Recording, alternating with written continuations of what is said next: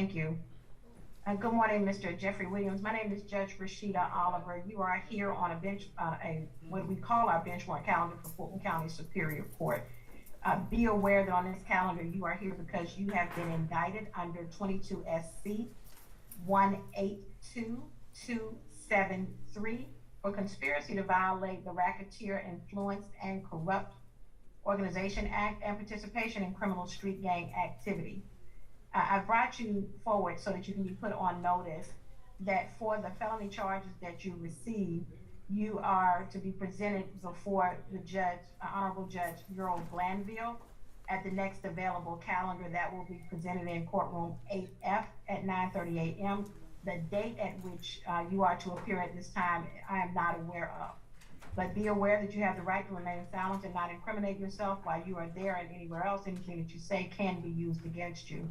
It is my understanding that you are being represented by Attorney Brian Steele, and the District Attorney's Office, Don Geary, are also on. So I wanted to make sure that you were fully aware of that. ADA Geary, is there anything else that you would need to add? And then I will hear from Attorney Brian Steele. Judge, respectfully, I think you've already stated that there's not a bond issue.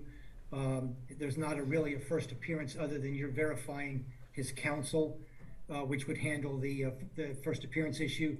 One thing I want to put on the record, Judge, and thank you for giving me the opportunity, is at an appropriate time, we're going to file an objection or notice of objection to Attorney Steele. While he's a brother attorney, he has represented multiple people on the indictment, and we feel that a conflict would exist, and we just want the record clear on that. At the appropriate time, we'll move forward with that. All right, anything, Attorney Steele? Good afternoon, Your Honor. Thank you so much, Mr. Williams. Your Honor, I do represent Mr. Williams. I've entered, or should be entered, an appearance as counsel. My understanding from Uniform Superior Court Rule 26.1H, as in Hillary, that at the first appearance, this honorable court shall consider bond if the offense is not one that is bondable only by a Superior Court judge. I heard what you said as well, but the offense here is Mr. Williams is only indicted on count 56 and count 1, which is a criminal street gang activity and a conspiracy to commit racketeering. And both of those, I believe, are within your breast to set bond, and I would like bond to be heard by your honorable court. As far as conflict, I'm sorry. No, go ahead, thank you. And certainly, go ahead, Attorney Steele, I want to make sure I hear you out. Okay, Your Honor, thank you. And as far as the conflict, Mr. Geary, as well as District Attorney Willis have explained that to me, and I believe that if they file the right motion, a hearing will be held. And under the law, this is not an actual conflict of interest. It is a potential conflict of interest which can be waived, and I believe that will happen. All right, thank you. Attorney Steele, I certainly understand, and if I were sitting solely as a magistrate, I believe you would be correct with the stating of the law itself.